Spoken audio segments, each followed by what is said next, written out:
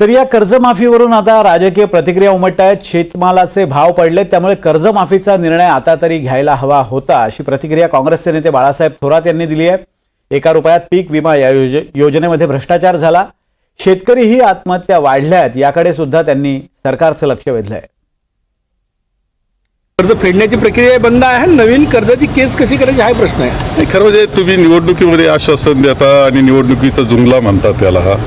हा शेतकरी इतका अडचणीतून जातोय, तुमचा सोयाबीनचा शेतकरी, कापसाचा शेतकरी, सगळीकडे अडचणी शेतकऱ्याकडे असताना आता पूर्णपणे फळबागांचा शेतकरी सुद्धा आज अडचणीत आहे। भाजीपाला टोमॅटो फेकून द्यावा लागतोय, कांद्याचे भाव पडलेले आहेत, सगळा शेतकरी हवालदिल आहे आणि अशा वेळेस सरकारनं आधार देणं ही सरकारची जबाबदारी आहे। आणि सरकार ज्या वेळेस निवडणुकीमध्ये आश्वासन देतं आणि भरभरून मतं घेतं, ते फसवण्याची भावना, फसवलं आपल्याला, ही भावना शेतकऱ्यामध्ये निश्चितपणे झालेली आहे। अजून तरी त्यांचं कर्जमाफीचा निर्णय त्यांनी केला पाहिजे होता। तुम्ही हजारो कोटी रुपये इकडं तिकडं उधळताय आणि शेतकऱ्याकरता काहीच करण्याची तयारी तुमची नाही, ही दुर्दैवी गोष्ट आहे। अजितदादा पवार हे काय महायुतीचे प्रमुख नव्हते किंवा महायुती आघाडीचा मुख्यमंत्रीचा चेहरा म्हणून सुद्धा त्यांना प्रोजेक्ट केलेला नव्हता।